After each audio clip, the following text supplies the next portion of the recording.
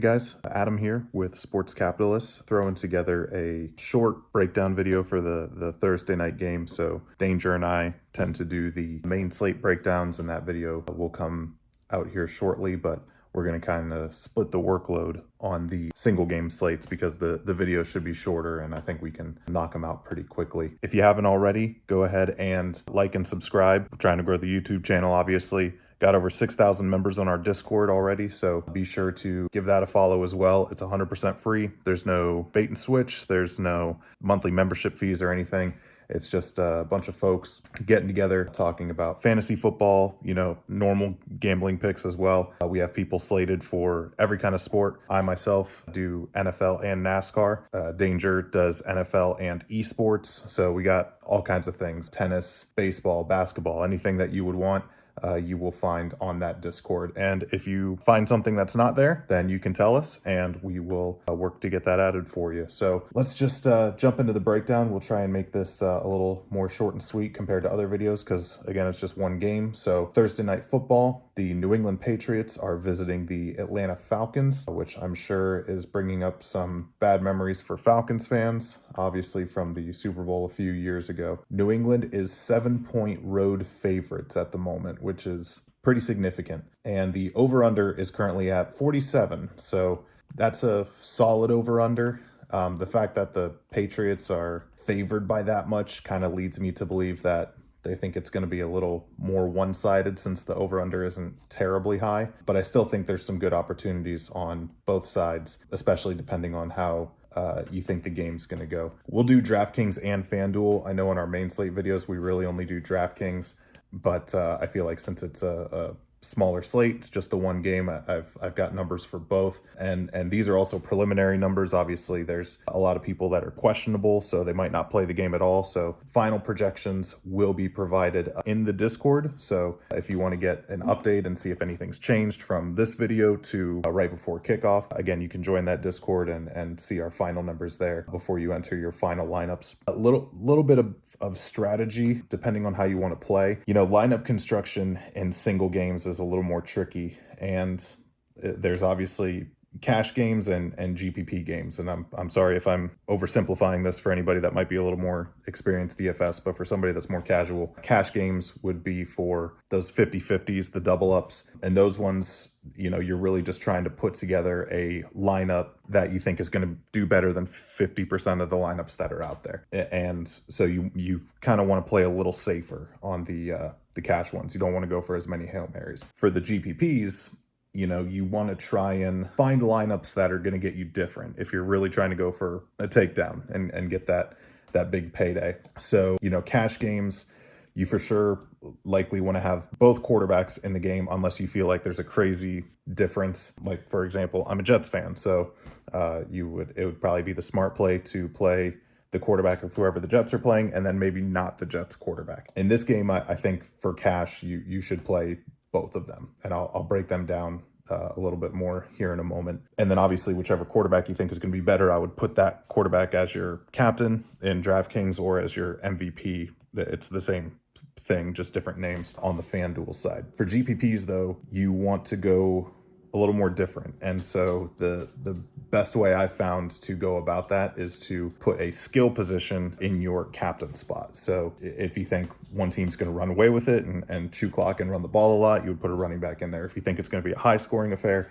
maybe put a wide receiver in there. For GPPs, I've had more success playing running backs and wide receivers as my captains than I have quarterbacks. And they are more risky. That's why they're GPPs, because they obviously offer those crazy high payouts if you actually win it. But that's kind of the name of the game when you're playing DFS. But again, if you're just trying to build that bankroll and you're just playing cash games and 50-50s, you kind of want to go with one of the two quarterbacks in your MVP spot. So this game, looking at the defenses, it's tough because you would think the Falcons offense has more upside. We've seen with Mac Jones and the Patriots offense. Mac Jones has had a ton of success among the rookie quarterbacks, but you also look at how he gets that done. It's a very conservative offense. I think the exception was this past Sunday against a very bad Browns defense, and Mac Jones looked incredible, which hurts to say as a Jets fan, but he did. But all those other games, other than that, it's very conservative. It's very, go through your reads, take the safe route, and the rest of the Patriots roster is good enough to get you there. So you would think on paper then, with the Falcons and Matt Ryan and what Cordarrelle Patterson has done, and the rookie tight end Kyle Pitts, that they might be the more flashy picks. But if you look at the defenses, the Patriots are ranked 6th overall in total defense, 8th against the pass, and 14th against the rush. The Falcons, on the other hand, 22nd overall defense, 17th against the pass, and 21st against the rush. That being said, there is, depending on the site, because the pricing is different, there's guys on each side that I'll like more than the other. Starting with the DraftKings, between the two quarterbacks, I think so at the moment my model likes Mac Jones more. He's a little less expensive, but I'm projecting he'll be a little higher owned, and I think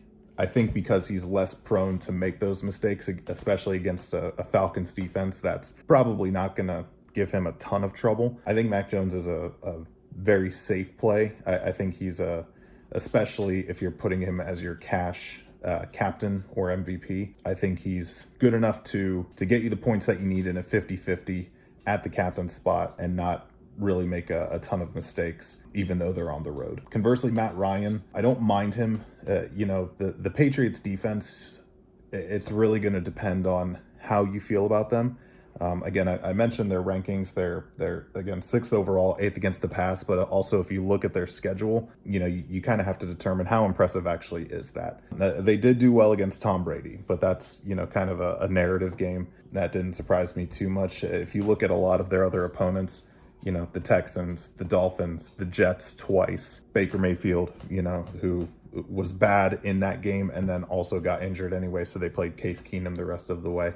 And then conversely, you look at the good quarterbacks that they face, and they tend to lose those games. Your Justin Herbert's, Dak Prescott, they lost to Jameis Winston as well. So if you think that, I think the number's a little inflated. I still give the Patriots defense a lot of credit, but I think that number is just a little inflated still. So I think Matt Ryan, because he's Matt Ryan and because their offense is structured differently than the Patriots' more conservative offense, that Matt Ryan has more upside, but he's also a riskier play, in my opinion, because there's a very real scenario that the Patriots defense actually just completely overwhelms the Falcons offense. And Vegas seems to think so at the moment because the over-under is a little above average and the Patriots are favored by 7. So Ryan, I still think I would still play both Jones and Ryan in a cash play. I could see fading one or the other in a GPP, which is another strategy to avoid a lot of ownership percentage and a lot of chalk. So if you're wanting to go a little more risky, I think Matt Ryan has more upside, but I think Mac is the safer play there. Going through some of the other, I'll just go through the skill positions in general. On DraftKings, Damien Harris is my number one guy at the moment. He was taken off the injury report completely, which I think is very big, considering that it's a short week, it's a Thursday night game, and so the fact that he's not even designated as questionable going into Thursday at all, I think is indicative that he's 100% ready to go. Again, of the defensive statistics we talked about, the Falcons' rush defense is the weakest. If we're talking, pass defense, rush defense for both teams, the Falcons' rush defense is the weakest on the game, ranked at 21st. And I also think he's going to come in a little under-owned because I think the injury is going to scare some people away. In addition to the fact that Stevenson for the Patriots, when he filled in against Cleveland for Damien Harris, absolutely dominated. So I think that recency bias will pull some people towards Stevenson as opposed to Damien Harris. So I think that might drag his ownership percentage down a little bit. But I love Damien Harris as a play on both sites, but he's my number one on DraftKings. I also like Jakobi Meyers at only 7,800. And before I move past that, the other thing that's taking me off of Stevenson is he's 8,600, mainly because of how he just performed on Sunday. Damien Harris is only $200 higher. I think the downside for playing Stevenson at 8,600 is just way too low. So I'm really not comfortable with that price. And I think he's similarly priced on FanDuel, but we'll check that here in a moment. Jakobi Meyers for the Patriots, he finally did it last week. He got a garbage time touchdown with Brian Hoyer throwing him the ball. Does that start to spark it? I was big on Jakobi Meyers coming into this year, and I've been very wrong so far on the year, up until last week, when obviously I wasn't playing him anymore because he hadn't done anything.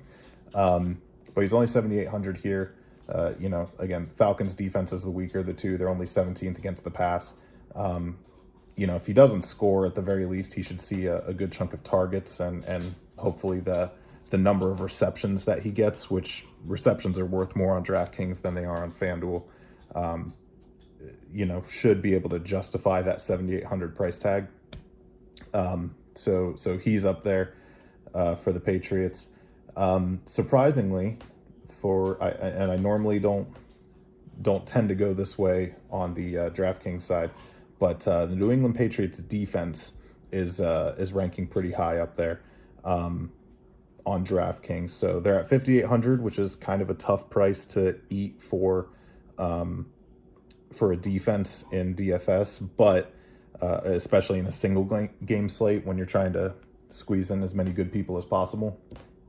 But again, we talked about a potential scenario where the Patriots defense just absolutely overwhelms the Falcons. Do I think it happens? I think it's just a little less likely because they're in Atlanta, but the Falcons offense really got stopped last week, and they last week showed what I kind of thought they should have been showing this whole year, especially with Calvin Ridley out and everything. So if you see that scenario playing out where they just absolutely overwhelm Matt Ryan, and like I mentioned, they're 7-point road favorites, which is pretty significant. That indicates that Vegas doesn't seem to think that the Falcons can keep up with them. Then I think the Patriots defense at 5,800 is a great play, and probably gets you off a little bit of chalk too, because people don't like to play defenses. It's not a sexy play, but that's what I think. And also, if you think the game goes under overall, because again the over under is currently set at 47. If you think that game's going under, then that just is another check mark for reasons to play the Patriots defense. On the Falcons side, Cordarrelle Patterson, we talked about him in our main slate video breakdown last week. He didn't have a good game on Sunday, but he just offers so much upside every week. He's getting a ton of rushing touches, to the point where you really don't even want to play Mike Davis anymore. I don't, especially at 8,700. I'm not interested in Mike Davis at all. So he's effectively got the RB1 role, and with Calvin Ridley out, he's kind of become their wide receiver one too. So with that, the receptions upside, the total yardage between rushing and receiving, when you get that many opportunities, the likelihood that he can fall into the end zone just increases.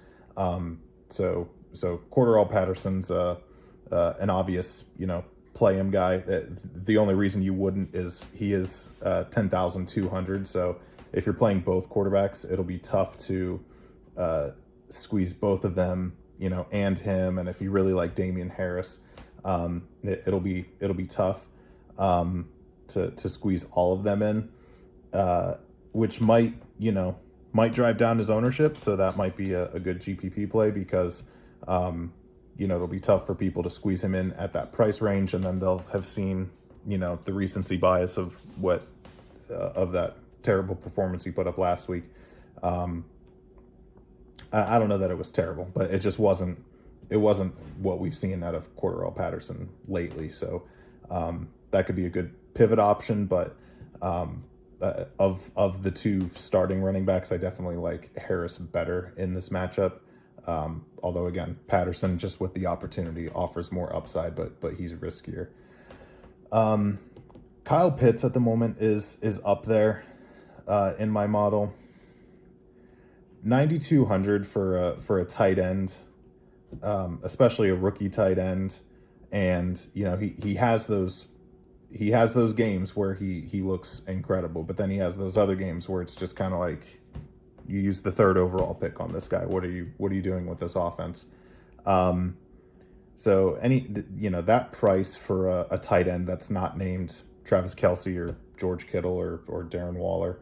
I'm sure I'm missing another big name, so I apologize, but it's just kind of a tough price to eat. Again, that's what my numbers are saying right now, but in my heart, I'm not really feeling Kyle Pitts, especially when you can pay up a little bit and get Cordarrelle Patterson, or save money and get Damien Harris. Just not moving the needle a ton for me there. Going with tight ends, Hunter Henry is another guy that it's tough. He had a real good streak there, and then he didn't do much. And I think he scored at least once this past week against Cleveland. So I wouldn't put him in the category quite of touchdown dependent. I think he has a safer floor than that. And 7,000 is not a bad price for him, given kind of what he can do and how that offense is structured. It's less downfield and more take what the defense gives you, and that's where tight ends tend to thrive. So I'm not crazy about it, because again, the floor is there, but I think the floor is still higher than what I would consider a touchdown dependent tight end. So I like him better than Kyle Pitts, just in my gut. That's not what the model's saying, but as I'm talking it out, I like him at his lower price better than I like Kyle Pitts at 9,200. So that's about it in terms of guys that I'm like super interested in. Trying to find some value plays. Wayne Gallman for Atlanta might get you there. He might get some passing work at 2,000, so that might be an okay pump play. Same with N'Keal Harry at 600. If he sees the field, there's that very small opportunity. Brandon Bolden and Nelson Aguilar. I'm just mentioning them together because they just happen to be right next to each other. Bolden has those occasional kind of Rex Burkhead games where he'll get a lot of passing work and fall into the end zone, and then suddenly it looks like, oh, they're going to start using Brandon Bolden again, and then the next week, they don't use him at all. So with Harris back, I don't know how much Stevenson would be involved in the passing game. So Bolden, I think, would be risky at 4,800. I think that's maybe a little more risky than I'd like, but I could see that working out.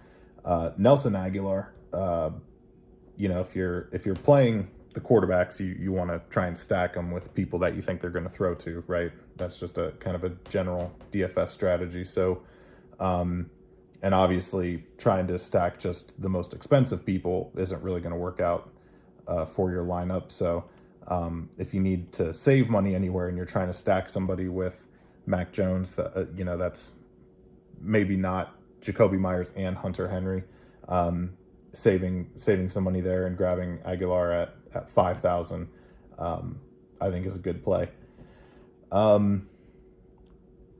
Guys that I'm not really into on the DraftKings side, we mentioned Stevenson. Just 8,600 is just way too much for what I think his downside is. Now, if information comes out before the game that, hey, Harris is still kind of banged up and Stevenson's going to get a good chunk of work, then what I'm saying right now isn't going to apply. But at the moment, it seems like Harris is good to go.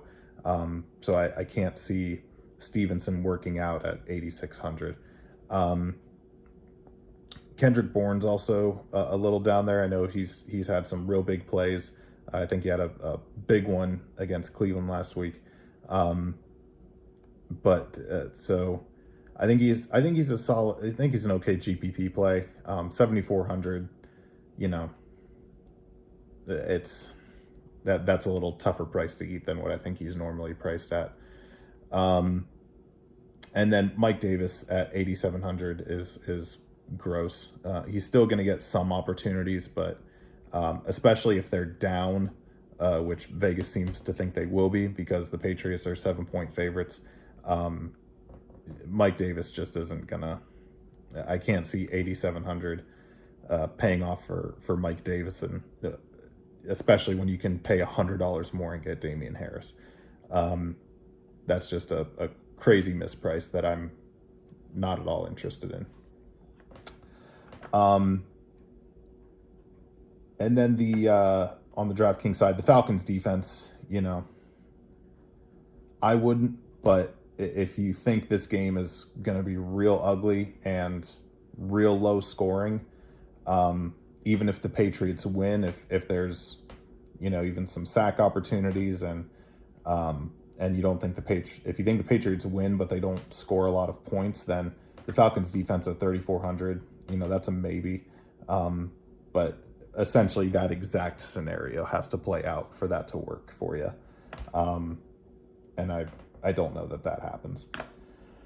So that's about it in terms of, guys I'm terribly interested in. I'll go over to the FanDuel side and just mention some guys that I really like. Because again, the do I like them, do I not like them can vary between the two sites because of how the pricing is.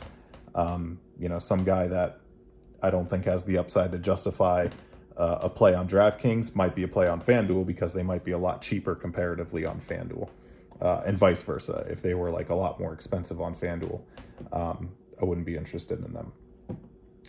So looking at the FanDuel pricing, Cordarrelle Patterson is actually coming in as the top play over Damien Harris on FanDuel. I think that's largely because of Patterson's upside that we talked about, and two, the pricing discrepancy isn't as big. So on DraftKings, Patterson is 10,200 and Damien Harris is only 8,800. On FanDuel, there's only a $500 difference between them. So Cordarrelle Patterson is 14,000, Damien Harris is 13,500. Both of them are still in my top three. But it likes Cordarrelle Patterson better because at only $500 more instead of, on FanDuel, you're paying over $1,000 difference. His upside grants him the top spot on FanDuel. So still like Patterson, still like Harris at his price, both quarterbacks. And again, in cash, I think you can try and fit both quarterbacks in. But it will be tough if you really want to play Patterson or Harris with them.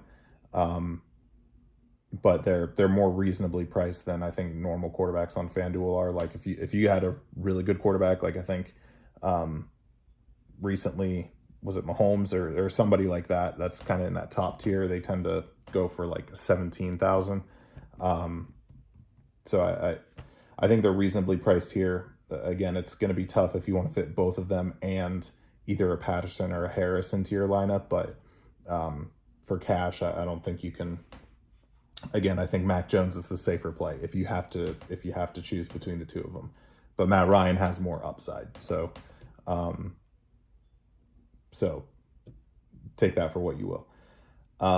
Same thing with Stevenson on FanDuel. He's 13,000, so for only $500 more, you can pay Damien Harris. I just can't imagine. I can't imagine if Harris, is healthy, that Stevenson has the upside to justify $13,000. It's just not happening. And same for Kyle Pitts. He's lower on FanDuel than he is on DraftKings. On DraftKings, he's only 9,200. He's 12,000 on FanDuel.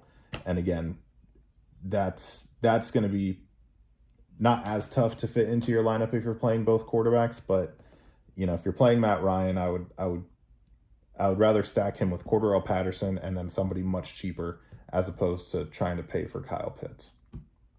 Jakobi Meyers is only 10.5. I think he'll be popular just because of that price. And because he scored last week, and then 10.5 is easier to fit into a FanDuel lineup if you're playing both quarterbacks. So I think he'll be a popular play, and I like him, but I think that can be a good opportunity to get off some chalk there. One interesting savings opportunity. People might be inclined to play Mike Davis on FanDuel because he's only 7,500 on FanDuel. So he's much cheaper on FanDuel comparatively than he is on DraftKings. But I still don't see it with Mike Davis. Unless you foresee a scenario where the Falcons manage to get like really close to the goal line without scoring and then they start feeding him. I'm still really not interested in Mike Davis even at 7,500 on FanDuel. I would rather, for the same price, grab Nelson Aguilar. I think Aguilar's got more upside than Davis at the same price. I think he'll be lower owned than Davis. So I would play them. And again, this is all dependent on how the injury report comes out on that day. Other guys, Hunter Henry, 11,000 is a tough price to eat for Hunter Henry. I don't know that he's got like quite that safe of a floor for 1,100, but I think I'd rather save $500 and play Jakobi Meyers. But I think a lot of people will feel the same way. So Hunter Henry might be a little under-owned at 11,000. So just depends on if you want to take the gamble there. The model likes Brandon Bolden at only 8,000 on FanDuel. Think he's got at least enough upside in the passing game that he can justify that 8,000 play. So if you're looking for one of the money saving plays in building your lineup, Brandon Bolden is definitely worth a look. I would probably rank him among those three that I mentioned on the cheaper side. I would probably go Aguilar, Bolden, Mike Davis. That's how I would rank them at the moment.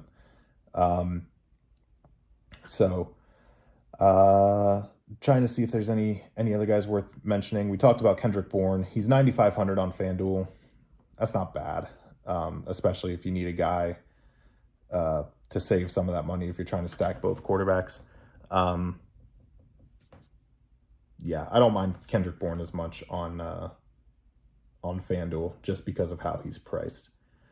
And then we talked about Wayne Gallman potentially getting a little bit of passing work. That's a real punt play, but at 6,500, if you're looking for a real punt play, because I think 6,000 is kind of the lowest in terms of people that are actually going to play. That's kind of a real punt play. So just to summarize, big fan of the guys I like the most in this matchup are the two respective starting running backs, Cordarrelle Patterson and Damien Harris. I don't mind either quarterback. I think Mac Jones is safer. I think Matt Ryan's riskier, but he offers more upside because he's Matt Ryan. And just some of the guys I'm not feeling as much. Russell Gage, Mike Davis, tends to be guys more on the Falcons side, because I think their offense is really, really concentrated to a certain amount of people. So that's about it. Again, sorry if this was a little choppy. This is the first one I was doing on my own. Danger and I will be doing our main slate breakdown here, so you'll see that I believe on Friday. Again, make sure to like and subscribe so that you'll see more videos like this pop up on your YouTube feed. And again, be sure to join the Sports Capitalist Discord because it is, again, 100% free. No bait and switch or anything like that. I know I like to say that term a lot, but I think you see that a lot with some of these, smaller fantasy sites where they try and even get you to pay a small amount of money. And that's not what we're about. We just want to get a group of guys together to talk about fantasy sports and get a lot of different opinions, different information, can lead to making some better decisions for your fantasy lineup. So everybody, have a great day. Good luck on Thursday if you're playing. We will see you shortly for the main slate breakdown.